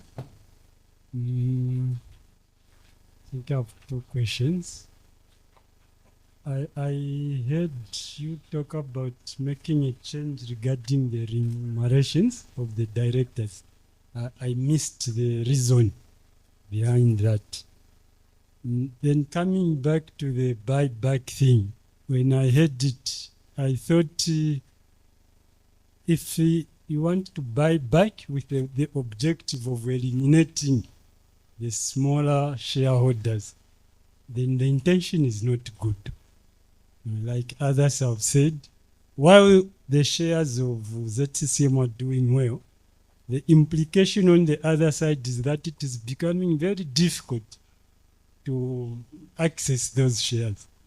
So then to compound that with such a rule, then it will completely eliminate the participation of local citizens. So is it possible that if there's still room to maneuver, maybe you completely strike off that proposal and then bring it maybe at an appropriate time? Thank you. Mr. Mjump, you may take response, Sam, then we'll complement. Thank you very much, Chair. I think I'll start with Mr. Mkelawai's comments. The clause relating to the remuneration of directors is a standard clause, which requires that there's disclosure even in the financial statements. Even now, that's the current practice. So there's really nothing new about that clause. I think it's just making sure that it's clear that it's also included in the articles of association. On the buyback, I'll again repeat, Mr. Mkelawai. Yeah, assuming the example that I was giving of the London Stock Exchange. So let's say there are dormant shares in London. The chairman was talking about the process of ensuring that these shares are fungible, meaning that they can be traded on the various stock exchanges. So one possibility would be, if they are dormant that side, okay, they are dormant that side, then there is demand here. Because you can imagine, they are dormant. We don't even know where the owners are. But can you imagine if those shares, you were able to see them on the Lusaka Securities Exchange, what would you do? You'd buy them, isn't it? So to facilitate that process, the initial thing that needs to be done is that the shares that are held in certificate form there's need for the dematerialization process. So they need to be moved into an electronic system so that among the 3 stock exchanges, you are able to see that, oh, there is somebody in London who has maybe 10 shares. I can buy from them. Or if they want to buy from Lucy, they can also buy. So it's not necessarily meant to eliminate anyone, but it's meant to even provide a bit more flexible opportunity for shares to be traded. Just like if you have your bank card, you can easily you can withdraw money anywhere. It doesn't matter which currency. So it's that platform that will allow for shares to be traded across the different browsers. So it's not meant to eliminate anyone. It's actually meant to improve that same problem that you're talking about, where the others with shares, they are in London. Now, can you imagine if they wanted to trade in Lusaka? What they need to do is they need to appoint a broker in London. If they accept, that broker in London needs to start checking with ourselves here. They send the original certificate. We cancel it. Then they make it into an electronic format. Then they send it to. Then maybe you buy, and then it's now deposited in your account in the Lusaka Securities Exchange BAUS. So that process is just too difficult, given the time in which we are living. I mean, if you want shares, you should be able to just say, "Oh, I've seen shares." You buy easily. So that process is not meant to negatively affect anyone. It's actually complementary because it allows for you to now be able to trade very easily across the different browsers. For Mr. Njovu, thank you so much for that. Yes, there is an internal process to ensure that we actively scan the regulatory environment in which we are working, to ensure that if there are any amendments that need to be made, we can easily make those. So yes, 25 years is a long time, and that's why it's a milestone to even be able to do this. But obviously, you can see the force with which the board has been working on some of these matters, and that is why we've even come to this stage. And yes, there is the will and the ability and the capacity, both at the board and management level, to undertake active reviews of the environment in which we are operating, and then make necessary changes as needed. Maybe, Chair, I'll ask that you comment on. I haven't answered Mr. Mkunika's question, but on Mr. Monga's, I think it's more like a request that, we need these shares, and then they're nowhere to be seen. Well, I think that the critical aspects of these same articles, to be honest, they have been holding up the activity of the company if you look at it. The rigidity that, to be compliant in many ways. That's why it's unfortunate even the way the buyback is not generated by directors, it's not invented by us or management. This is an issue to optimize, to allow activity on our various stock exchanges. And I think for shareholders, please understand, when there is a buyback, still there is a seller, and the company takes that responsibility to create that activity. It's not that these shares are being withdrawn. It's not a withdrawal. The company has no ability to withdraw the shares. The owner of the shares voluntarily decides when to offload. But when we are talking about the buyback, even today, when the dividends are declared, correct, Mr. Mjumpi? There are some people, shareholders, you send dividends. For 5 years, the money you send keeps coming back. Even there, the provision, how many years do we allow before we can think that this shareholder does not exist? Maybe mention that. Yeah, so if you look at the the Securities and Exchange Act. Act, yes. So I think it's 15 years. So it takes 15 years just to show you how secure you are as a shareholder. If the money is sent to your account and you don't take it, it comes back to our account. That money is kept safe. It has taken 15 years before the regulators and us can say, surely, Mr. Musonda, even if he's available, where could he be? So, it's important that you start studying your rights and beyond here. You are secure. Buyback is purely a terminology. We want activity. For example, if others are dormant, the UK, they are taken. They could be traded at loose. But ultimately, what should happen is that when these shares certificates that have been kept from 1970, according to that regulation, you want your shares to be seen in Paris, and we want you also to see if their shares are variable on Euronext. You should be able to buy, because remember, it's the same company, isn't it? What happens on MTN or Airtel? I mean, you don't have to say, in Masaiti, I can't buy, I can't top up my talk time. And whether you are in Livingston doesn't mean you are going to top up at a different rate. So I think the harmonization here and optimization, really these changes are being done in good faith, and this company running on behalf of you shareholders, it's in your interest. I mean, apart from the directors here, the management, they have no interest really. That's why you look at the activities we have created on the loose. Now you are saying there are no shares. We are encouraging people to trade, and yes, it's good. You are speaking as shareholders, even behind the scene. IDC is represented here, and the majority. Our appeal is that let us have the activity. We are appealing through you, whether you are single, we want this to be traded, to create that activity. So buyback is not our policy, is not a new thing. Right? It's a terminology world over. And you are shareholders in a world-class company. So these terms are with us. They are not injurious, be assured. So I think that's what. Does you want me to? The other question, you want me to also comment? I think for Mr. Monga, it's just a plea that perhaps the board and management should look at ways to ensure that there are more shares on the loose, especially. Yes, and our appeal, riding on Mr. Monga, IDC is represented here in the government. We are appealing.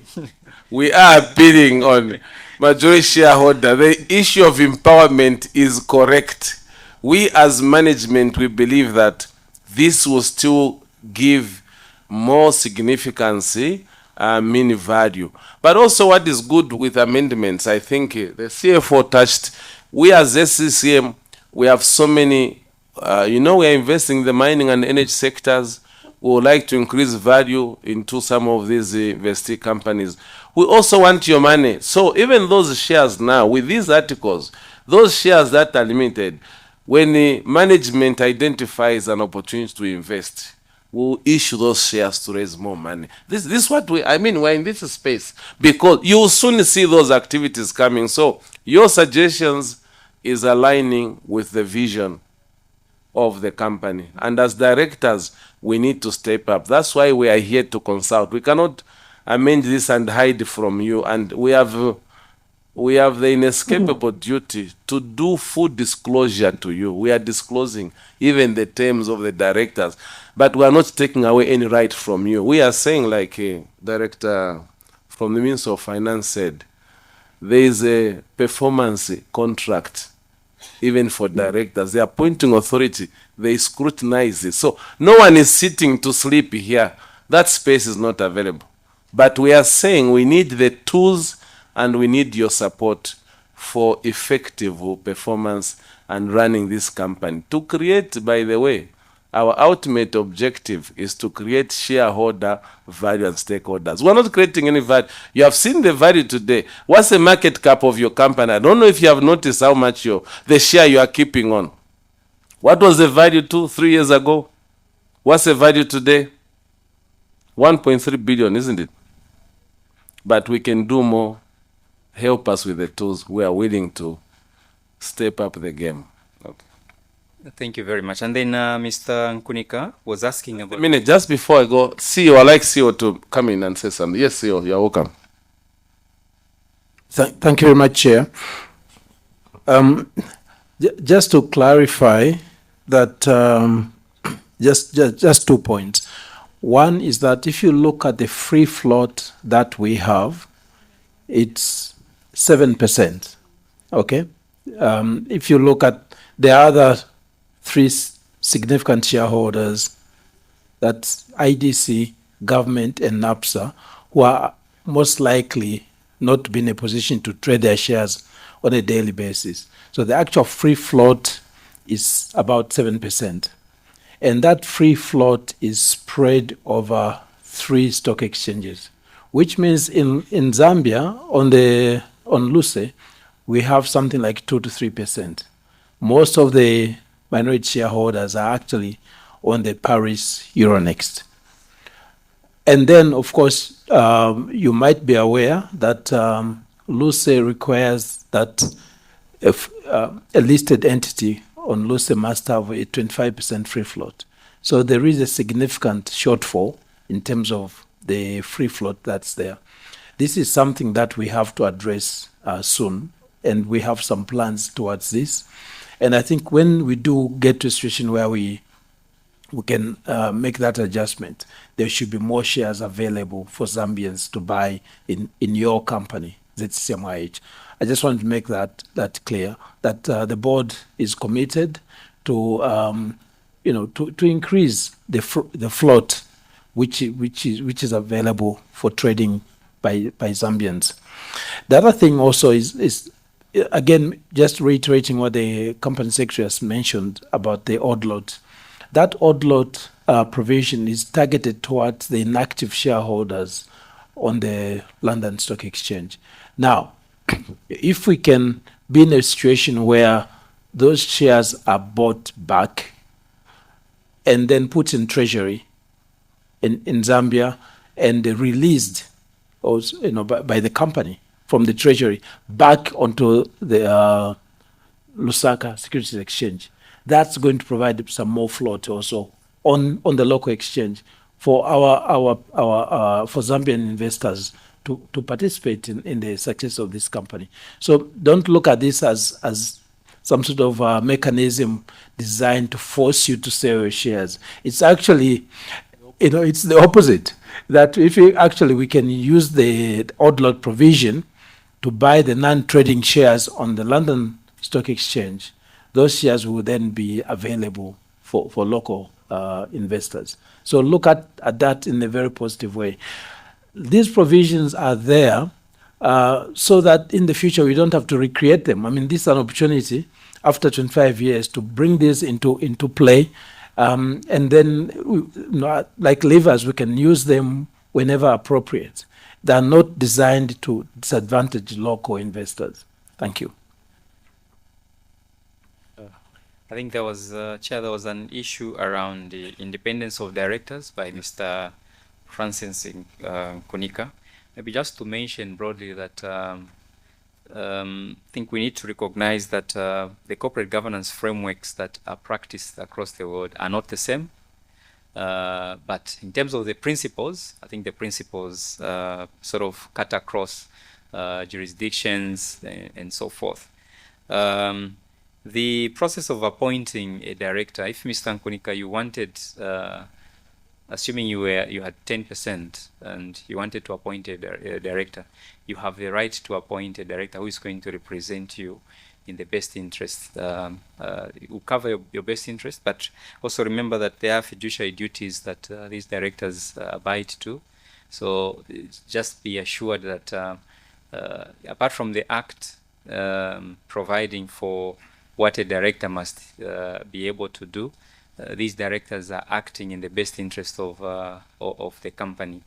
And so, where you have different corporate governance principles that are being applied in the company, you should be assured and should have the confidence that you have directors that have your interest at heart. I mean, if you heard what the chair is saying here, is almost even lobbying the other shareholders to say, please listen to the other shareholders that might also want additional stake. So basically be assured of the fact that the board is acting in the best interest of your company to create value, and that value can be seen by the activity that has happened, particularly in the last few years on the Lusaka Securities Exchange, where the value has just gone in the direction where the company is supposed to be. Thank you very much. We also have a comment, I think, from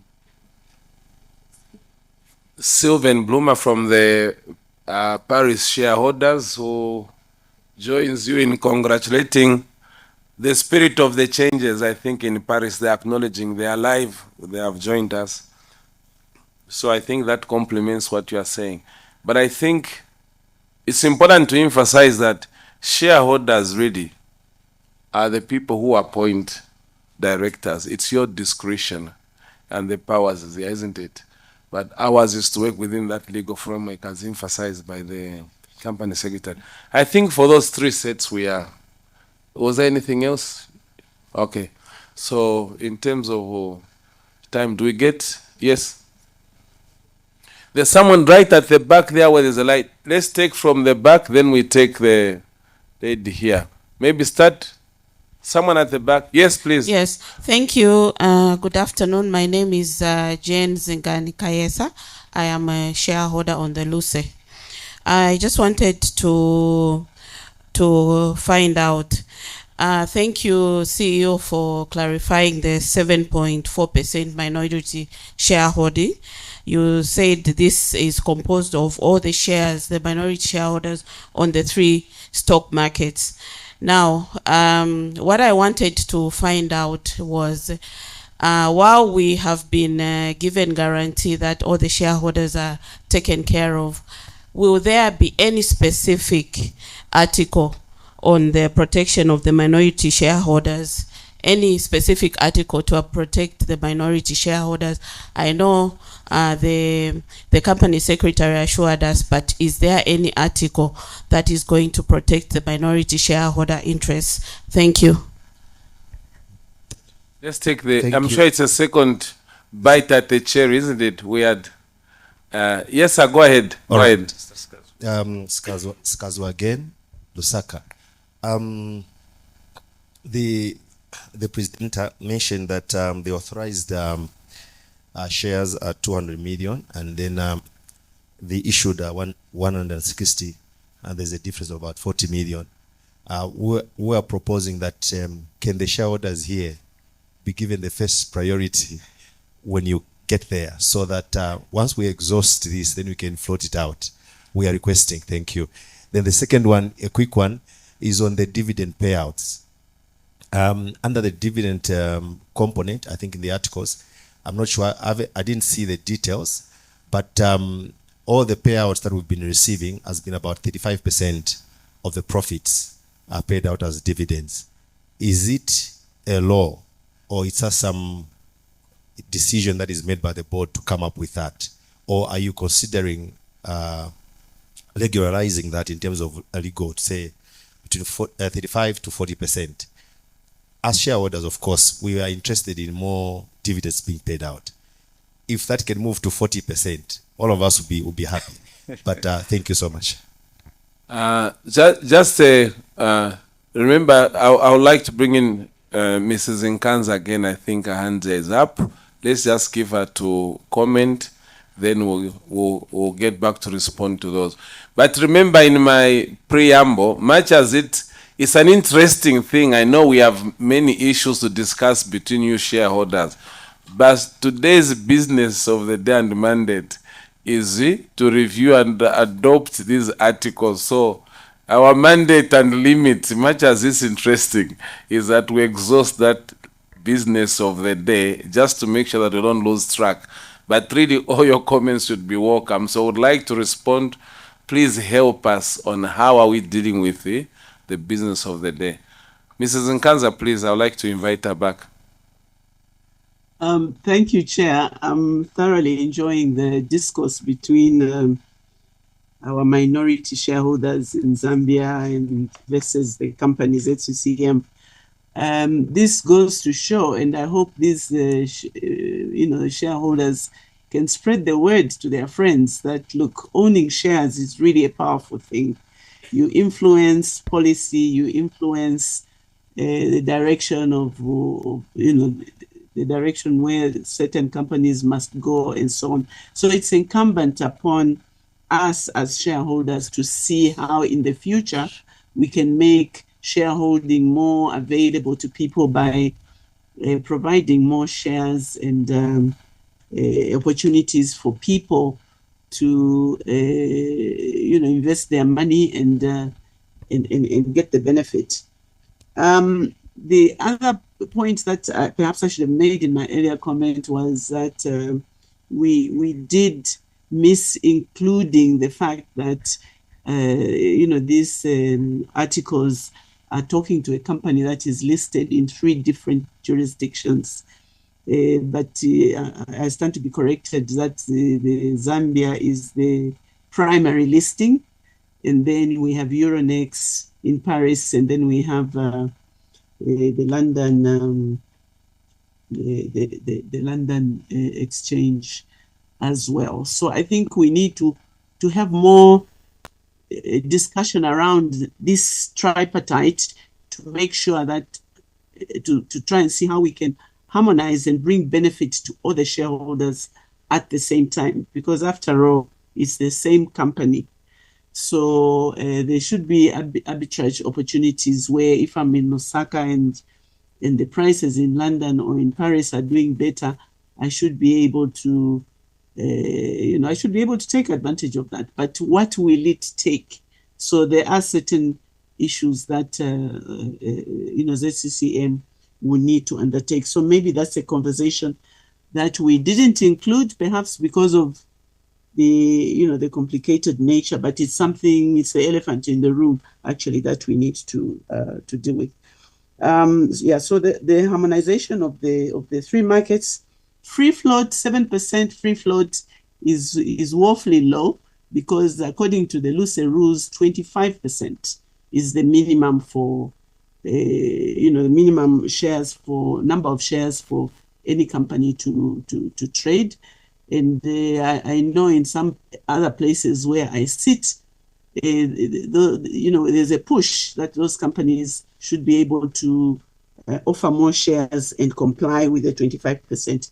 So as an answer to the shareholders who are looking forward to more shareholding, I think as soon as ZCCM pushes to meet the 25% minimum float, I think we will have answered that.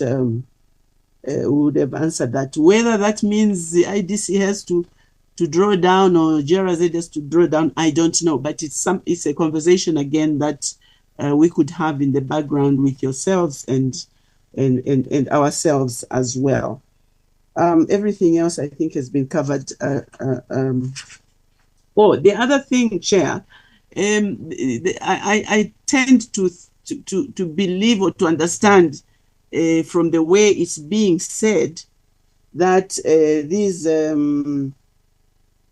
odd lot shares sitting somewhere can be brought and redistributed.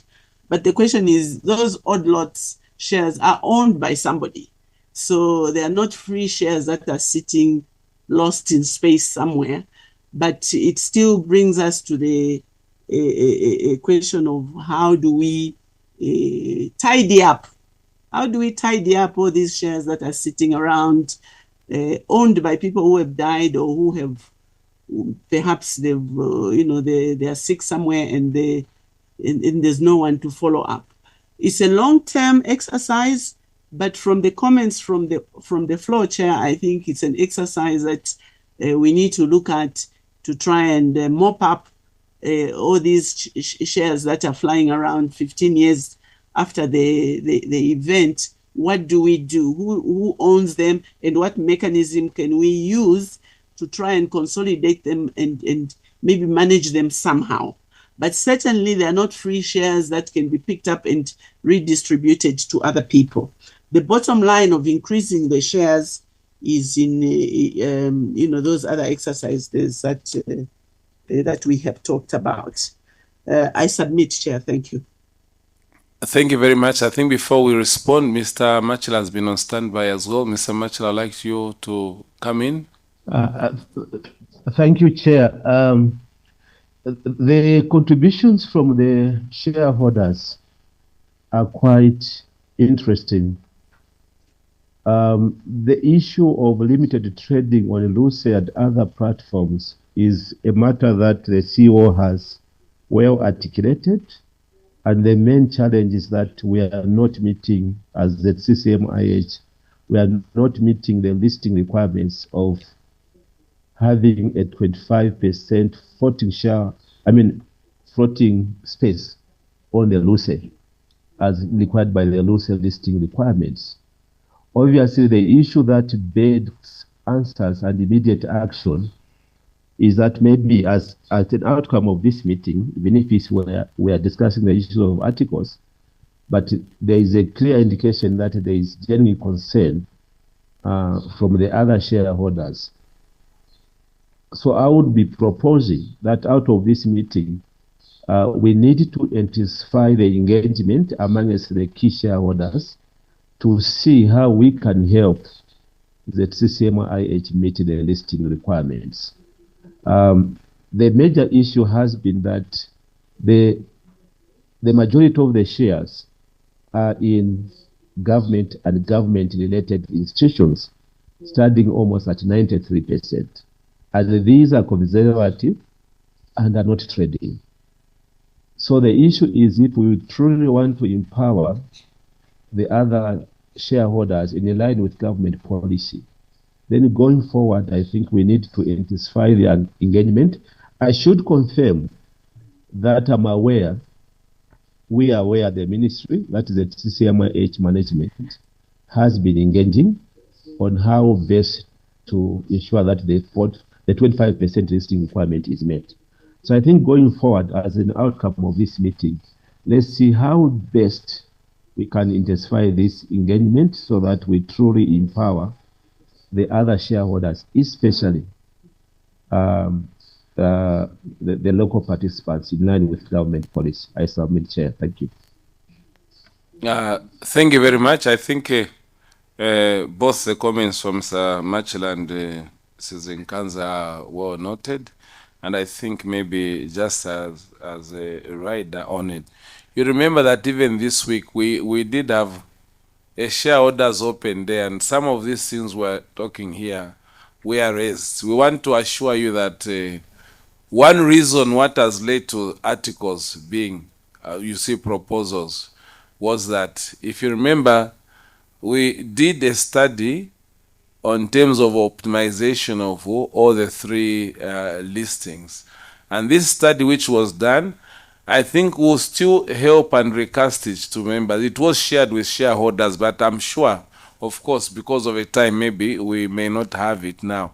But when we had the shareholders meeting, a lot was raised, and some of them are just being like reminders. For us, engagement with shareholders is very, very important. And even before we had our meeting today, I think it has been just a few days ago that we called for a shareholders day, because during that time we made presentations on where your company is and what is happening. Now, talking about the shares, right back like the one in the London, I mean, the principle we are talking about is not that we can just go and grab them. It's the same process that has been identified of, if we have to get that, we have a study, we have the impact and also the process.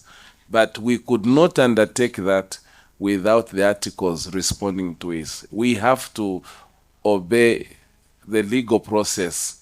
And this revision of these articles speaks exactly to allow us to be able to identify those, even if the shares, we don't know who finally is running them. The legal point requires that even if we have to buy, we have to pay, the company has to go and pay the relevant value, and by the laws of that company, that money will be held whether in a trust. So the process is very clear. Management has done its work. We want to assure you, the shareholders. So when we say that those can be bought within the regulation, then they'll be available. It's an extra float. So those are areas. But one thing is that it's interesting.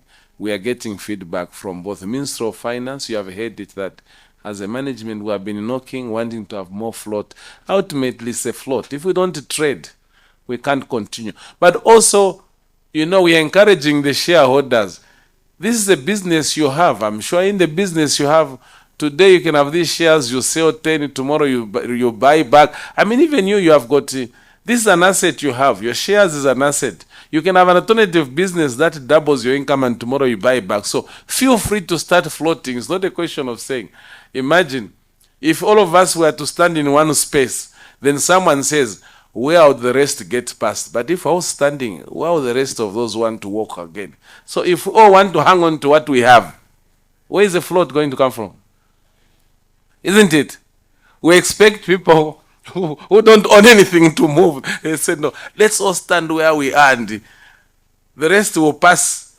No, there will be no one to walk because we are all standing in one place. So ultimately for us, we are enjoying this conversation, but shareholders now, but what we note is the interest now we are seeing shareholders. Look at the attendance here is excellent. We are happy we get feedback.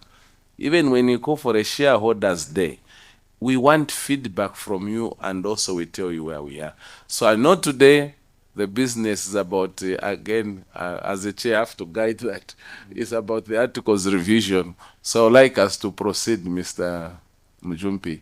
There being no another, do we have another last set of questions? Okay, I think in the front here, we haven't heard anything from the front. One, then I would like, if there are new hands, I'll give the new hands before I get back the second round for those. So give the new hand. First hand is here. Do we have another hand? Besides the two, or these are the last. If they are last, then we'll still allow her to answer. Then I think we can proceed. Thank you, sir. Thank you, Chair. My name is Matete Sichizia, representing NAPSA. I'd just like to say that this is a very progressive step by the company, and we are fully in support. Thank you. I'm Helen Mutale, a shareholder. I would like to know what happens when the dividend that is paid bounces, that keeps bouncing, and the 15 years elapses, as you mentioned.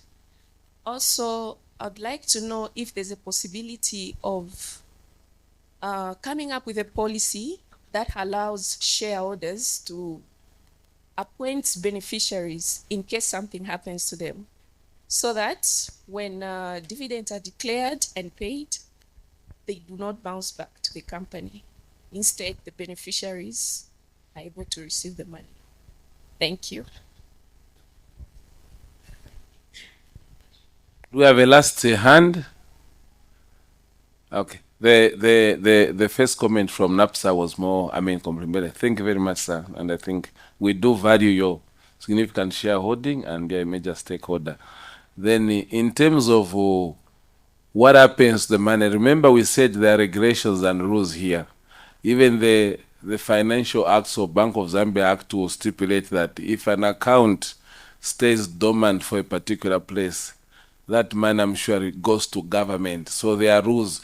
Even there, when 15 years elapses, the supervisors, I think Mr. Mujumpi will qualify this, whether the loose rules will require that money is either goes to the government. Remember, government is public, is you. Beyond anyone coming to claim, things revert to government, not even to us. So these dividends, when they are declared, they go into a specific account. It moves away from even ZCCM account, it stays there.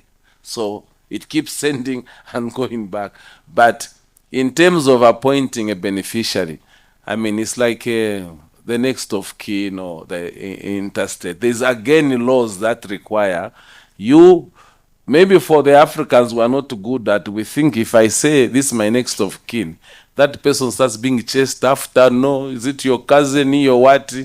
Wants my money. But our friends in maybe outside Zambia, there's always you register, I think, who the next of kin or the beneficiary. So the one who takes over, isn't it? That could be an arrangement, ma'am. But we'll see if that, Mr. Mujumpi. do we get the next of kin in short that when dividends is there a provision? If not, we need to make a provision where we ask the shareholders to also nominate what? The next of kin. I think that is a brilliant idea. If it doesn't exist, I think it should be taken on. I think, Mr. Mjumpi. CEO, you have something to say? I think you can say direct to CEO. Please come in. It's a good, brilliant suggestion. If it's not helping, but please guide. Transmission. Okay, so really to avoid the situation we have in London, where your shares are put in a shelf and forgotten, do tell your relatives, your family members about your investment. Okay, so in case something happens, you fall ill or you die or something, people will know where your assets are. And of course, we need to come up with wills also, okay, which will stipulate how your assets are shared after you're not there. That helps in terms of once there's a will and it's implemented, then when dividends come, they'll be going to the rightful person that you appointed in your will. Thank you. Right, maybe just to conclude, Chair, on the questions. If you look at on page 32 of the articles, it outlines the process that the company will undertake for unclaimed dividends. So that is Article 33. So after 15 years, as per the Section 158 of the Securities Act, this money now becomes the property of the Securities and Exchange Commission. That's that provision. But we also have a process within the Articles of Association that speaks to the transmission of shares. So in an event that somebody dies, what happens? So again, there are details there just to add that the article. And I know today we just picked a few, but much of what the discussions have been around, we have all these provisions in there. We encourage you to study them, and where you have questions, even post this, we are ready to engage and make necessary clarifications. With that, Chair, perhaps I can now end my seat. Thank you very much. I think a big hand to you, shareholders.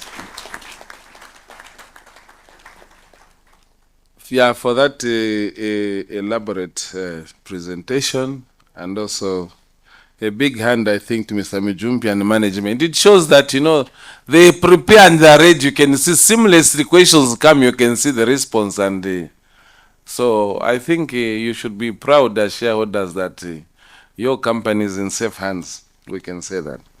So before the Articles of Association are adopted, I invite, we passed that one, I think.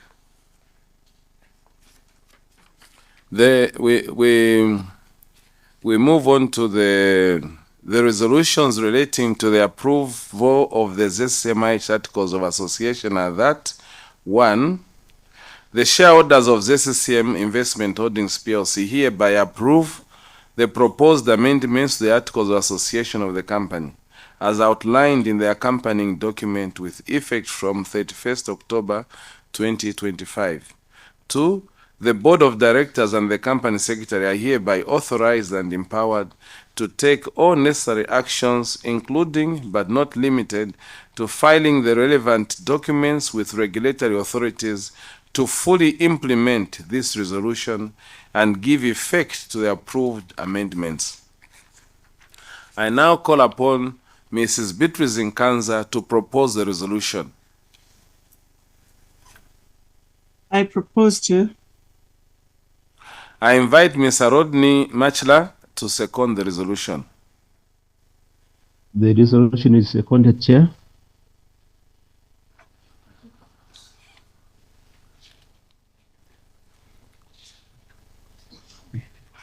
At this point, I'd like to call upon COPSEV, I think, to guide the process of voting so that then we can really get the result of the shareholders' resolutions and announce the results from the voting, then we proceed from there. So COPSEV,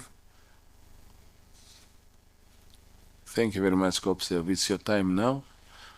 Again, we're talking about corporate governance. The independent people, COPSEV, they are here to make sure they run us through this one. Okay, thank you, Chair. So my name is Joseph Piri from COPSEV Zambia. So my task here is simply to run you through the voting process. So I will start with those that have attended online. So without you leaving your Zoom room, you can simply go back to your browser and check the landing page where you were doing your sign up or your login. Alternatively, we're going to post the link on the chat functionality. Once you click that, you should be able to key in your credentials and you'll be taken to your landing page. There you will see two resolutions that is on your right hand side. So there are tabs on each resolution. So when you click on one, you will see the three options, that is for, against, or abstain.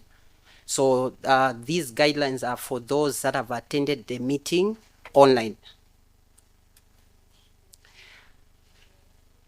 Then for those that have attended the meeting physically, I understand when you are joining in or as you are coming in, you were given a slip that contains your name as well as the token. So what you simply do is if you have the COPSEV app, you can just open the app. Then down there you will see the EGM sign, which is in orange. Once you click that option, there are EGMs there that are available. So what you need to do is just to click on ZCCM, then you key in your token. The moment you do that, you will see the two resolutions that have been discussed. So you can just go ahead and tap on the vote options. From there, you should be able to cast your vote. So without wasting much of the time, I'll allow members that are here. If you've not received the token as you are coming in, maybe you can just put up your hand. I've got a COPSEV team here with me. They will reach out to you and assist. Okay, so the COPSEV team... So there's a hand in front? Yes, I've seen Maybe just slow down, maybe. For those who are not able to access, raise your hand so that someone will walk to you to help, I think. Do you have those slips? Were they given? If you don't have, please raise your hand so that you are... Is it a one access code that can be beamed here, or is it different? No, so each shareholder has got a unique token. So unfortunately, we can't... So each shareholder has a unique access point, and unfortunately, so you can key in here.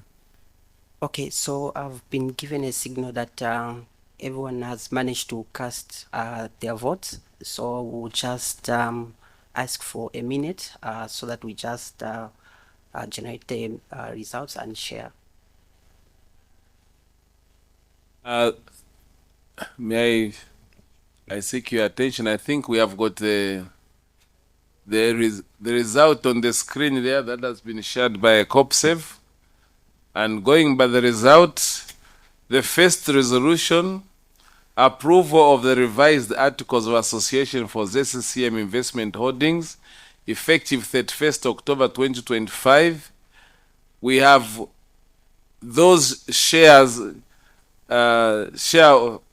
who have approved 149,831,849. That's 100% approval. Therefore, the resolution has passed. On the second one, authorization of the Board of Directors and Company Secretary to take all the necessary actions including filing any documents with regulatory authorities to give full effect to this resolution and implement the approved amendments. Those in the who have approved in terms of shares, 149,830,310 against 41 shares. We also have to recognize those 41 shares.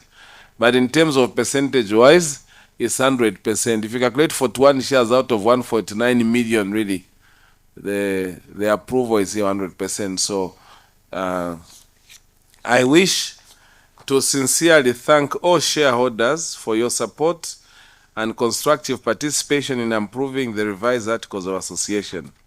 These changes mark an important milestone in strengthening our governance framework and positioning ZCCM Investment Holdings PLC for sustainable growth and enhanced shareholder value.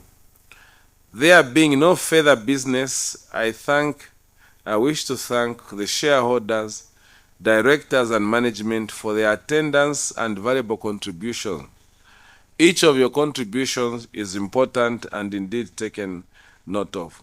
I now declare the extraordinary general meeting of the company duly closed. Thank you very much.